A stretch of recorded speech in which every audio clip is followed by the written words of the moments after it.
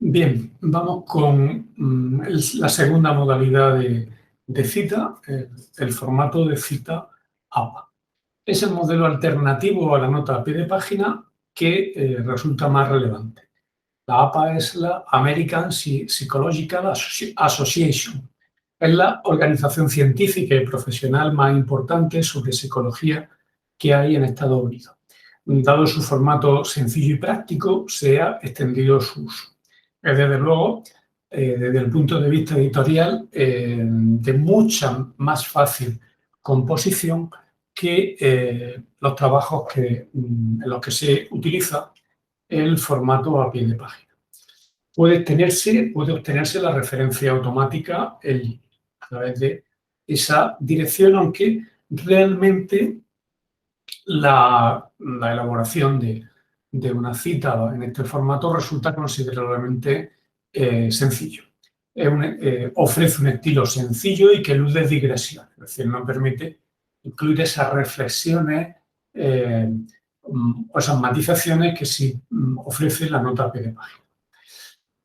De manera que aquello que resulta relevante se incorpora de forma absolutamente directa dentro del cuerpo del texto donde se incorpora la cita.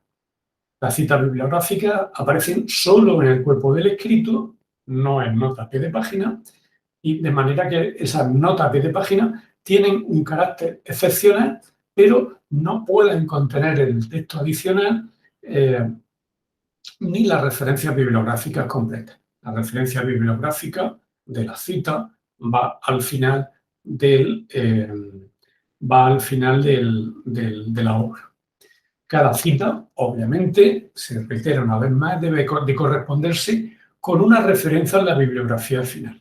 No podemos tener en la bibliografía, no sé, 20 referencias bibliográficas y que varias de ellas no tengan al menos una cita incluida en el texto del trabajo. El formato integra en el texto la referencia a la publicación conteniendo el nombre del autor, el año y la página.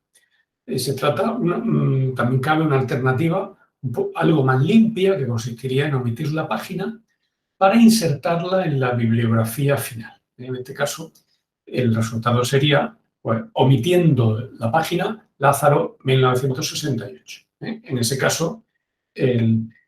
caso, si se omite la página, debe de venir reflejada de forma específica en la bibliografía final, porque de otra manera, si se deja la referencia abierta y estamos citando, por ejemplo, una monografía, entonces nunca podríamos encontrar, salvo que leyéramos muy detenidamente la obra entera, dónde está la referencia buscada.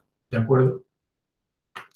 En documentos con dos autores se citan los apellidos unidos por una conjunción copulativa, tal y como se refleja aquí. Díaz y Martín, año 2015, página 24. Si se referencia un trabajo en el que participen dos o más autores, basta con citar al primero, seguido de la referencia latina et al, et altri. En ese caso, pues sería Sempere et al, año 2017, página 32. Si en la cita se incluyen diversos trabajos de un autor o grupo de un mismo año, para identificar la obra citada, en ese caso, para evitar la confusión, será necesario añadir después de las letras A, B o C, después del año. En ese caso estaríamos hablando, pues, de un autor en el que estamos utilizando dos trabajos del año 2015 para diferenciarlos. El primer trabajo sería Vallejo 2015A, número de página. La segunda referencia sería Vallejo 2015B, número de página.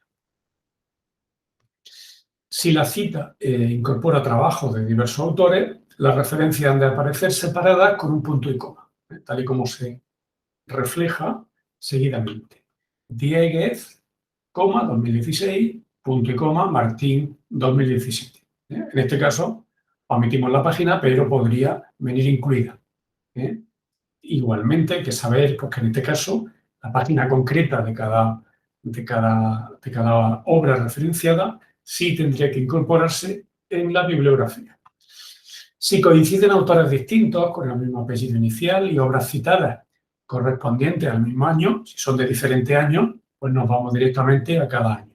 Pero si se da la casualidad de que coinciden año y primer apellido, la manera de diferenciarlo sería la siguiente. Añadir la inicial del nombre de cada uno. Sería Fernández M. barra 2018, Fernández JS. 2018.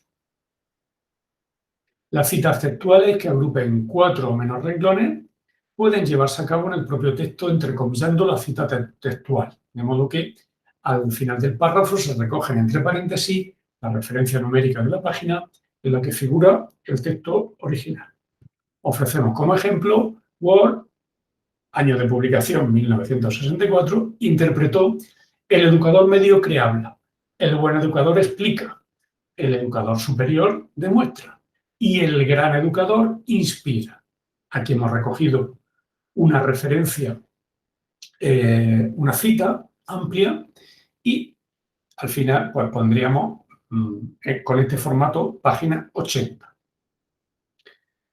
Si la cita fuese más extensa, que en lugar de ocupar 3 renglones, pues se hará una sangría en un bloque aparte y sin entrecomillarse, se quedaría del siguiente modo. Pérez Reverte, 2015, en relación a la importancia de la lectura, declaró que aquí se insertaría en la cita textual a la que hacemos uso en la investigación. La literatura da herramientas prácticas de vida. Se adelanta a lo que esos jóvenes tendrán que vivir en el futuro. Les proporciona analgésicos para soportar el dolor, armas para combatir, mecanismos para comprender. Pone a su disposición esos 3.000 años de cultura, de ciencia, de experiencia y de memoria. De ese modo, pues quedaría destacado este texto a través de una referencia pues, que tiene un valor interesante. Si se trata de una cita de un informe, ojo, en muchas materias científicas conviene tener presente el criterio que pueda tener el organismo especializado de referencia en la materia. En ese caso, si el informe procede de una institución, un autor corporativo u organización, hay que aplicar el formato se aplicaría del modo siguiente. OIT, se trataría de un informe de la Organización Internacional del Trabajo, 2020, página 33. Eso iría incluido en el cuerpo del texto, mientras que abajo lo que identifica y describe la referencia bibliográfica con referencia completa sería Organización Internacional del Trabajo, año 2020, título del informe, Tendencias mundiales del empleo juvenil, la tecnología y el futuro de los empleos, disponible en la URL y a continuación se inserta la URL que direcciona directamente al informe. También se debe de añadir consulta realizada por el 16 de abril del año 2020, la fecha de que se trata. En la parte final del trabajo debe aparecer la bibliografía con todos los datos completos de las obras referenciadas, siguiendo un orden alfabético de apellidos más el nombre o su inicial según la opción elegida. Asimismo, si un autor tuviera varias obras citadas dentro del mismo año, se deben de ordenar a través de un criterio alfabético y el modo de diferenciarlo sería con una letra 2016A, la segunda obra de ese año, 2016B, la tercera, 2016C, y así sucesivamente. Hay que tener presente que una relación bibliográfica bien seleccionada permite fijar un buen punto de partida para realizar un buen trabajo de investigación y facilita que cualquiera pueda volver a la misma también por el propio interés que incorpora. La primera línea comenzará, podemos utilizar a la hora de confeccionar la cita, una de las modalidades más llamativas es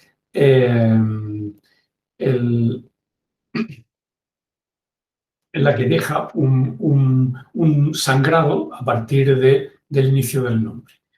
Ese formato se puede conseguir en Word señalando párrafo, a continuación especial y a continuación francés. Seguramente la modalidad más frecuente de incorporar la bibliografía, de destacar la bibliografía en los trabajos. Es lo que se denomina sangría francesa. Si se realizara más de una cita de un mismo autor, por ejemplo, apellidos del autor, inicial del autor, la configuración, nombre del trabajo, Editorial Labor, un 2013, página 202. La segunda, para no repetir la referencia del autor, dado que se trata del mismo, se puede identificar con una línea de guiones, 2 puntos, y a continuación el resto de la cita. Si la obra está realizada por más de un autor, en ese caso la mención podría concretarse añadiendo al primer nombre la referencia et al, et, que significa otro y otros, en latín et altri. Uno de los criterios evaluadores precisamente se sustenta en la profundidad y consistencia de las fuentes consultadas. Cuantas más fuentes fiables se hayan consultado, el trabajo académico podrá ofrecer una mayor solidez cualitativa. Su organización adecuada también es relevante. La bibliografía se debe de ordenar por orden alfabético.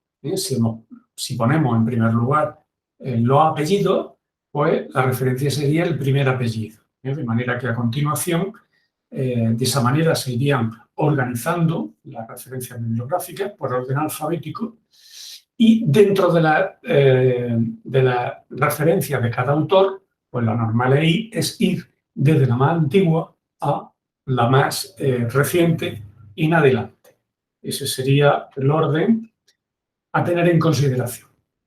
En cuanto a la redacción académica, que también se ha de tener muy presente al hacer un trabajo de estas características, se perseguirá el objetivo de plasmar el mensaje con claridad y permitir que el mismo se comprenda de forma fácil. Hay que huir de la idea de que lo complejo o lo difícil es el objetivo, en absoluto. Hay que buscar un lenguaje sencillo y que sea comprensible, que es la principal misión de los trabajos, que se entienda. Obviamente eso descarta el discurso o la jerga habitual, el lenguaje común. Obviamente hay que utilizar el lenguaje científico. Se cuidarán de modo meticuloso los usos gramaticales, sin olvidar la ortografía y la puntuación, que últimamente generan dudas a la hora de valorar la expresión de los estudiantes. Con preferencia se utilizará un lenguaje impersonal. Debemos intentar evitar la primera persona, recurriendo a expresiones como se entiende, se observa, se comprueba. No es del todo correcto decir, pues, entiendo, pues, yo considero, yo aprecio. El tiempo verbal es conveniente utilizar el presente cuando se hace referencia a hechos que son admitidos y en relación a los cuales existe consenso. A modo de ejemplo, pues, de las nuevas tecnologías de la información se desprende lo siguiente. En tanto que se puede considerar adecuado utilizar el pasado para describir las secuencias del trabajo. Se realizaron encuestas y en su momento se verificó tal dato estadístico relacionado con las migraciones, etc. También hay que sentar diferentes estrategias para plasmar el discurso académico. En primer lugar, hay que tenerlo presente, la objetividad. A tal fin, la expresión ha de resultar impersonal, y ello es posible cuando se recurre a fórmulas pronominales del tipo se, o se impersonal o se pasivo. Se recogieron muestras de ADN, se estudió esta determinada materia por varios autores. etc. Se constata, se verifica un incremento de la criminalidad. Esas son formas impersonales de transmitir el mensaje. Hay que descartar la subjetividad. Debe eliminarse, en principio, ahora veremos el matiz, la redacción en primera persona en singular y plural, así como expresiones que denoten intencionalidad. Mejor omitir expresiones que puedan hacer referencia, entiendo, opino, creo. De momento, en el cuerpo del trabajo son prescindibles. No obstante, en las conclusiones puede resultar oportuno que junto a las reflexiones que se puedan considerar objetivadas y conclusiones del estudio, pues obviamente ahí el autor también se puede posicionar indicando cuál es la postura que entiende más aceptada en relación al debate que se plantea. Se deben eludir planteamientos que generen ambigüedad, donde no haya precisión o se deje la argumentación en el aire, sin definir. Son evitables también expresiones coloquiales o jerga de un lenguaje que podemos considerar vulgar. Abreviaturas sin uso normalizado o frases hechas, que tampoco encajan demasiado en el lenguaje científico. También es de notar que son preferibles tiempos verbales del indicativo frente al subjuntivo o al condicional. En cuanto a los términos en lengua extranjera, se deben de colocar en cursiva, para destacarlo, o entre comillas, debiendo reflejarse en su primera aparición la traducción que corresponda. Al respecto del uso extensivo de anglicismo en los trabajos científicos, siempre es preferible utilizar el término español, aunque se haya, digamos, consolidado a nivel internacional el término en inglés. Por ejemplo, al hablar del acoso laboral, conocido internacionalmente a través del término moving, pues se puede hacer alguna referencia que internacionalmente se utiliza el término moving, pero es mucho más correcto, máxime cuando nuestra lengua dispone de un término expresivo de ese contenido, utilizar de forma continuada el término en castellano de acoso laboral. No procede incluir la información que no resulte pertinente, es decir, que no colabore al fin del específico del objeto de estudio, ni tampoco obviedades que no sumen al trabajo. Hay que intentar, cuando se está elaborando un trabajo, intentar no hacer un trabajo desmedido, sino eliminar la paja, aquello que no sume o que no aporte al trabajo. Se debe de cuidar también la no repetición de información en distintos apartados del trabajo de fin de estudio. No, es inadecuado intentar copiar frases completas de, por ejemplo, pues, la introducción en el cuerpo o en el cuerpo y en las conclusiones. Salvo que la opción sí sería, cuando se refleja una idea relevante desarrollada en el cuerpo del trabajo y se lleva a las conclusiones, se debe de exponer de forma, digamos, resumida.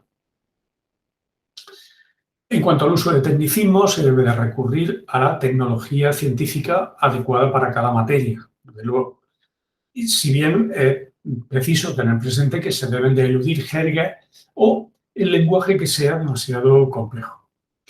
Se deben de reproducir los términos o descripciones precisas, evitando los sinónimos que puedan inducir a la confusión, así como expresiones que resulten muy poco frecuentes y que induzcan a interpretaciones que no resulten pues, pacíficas.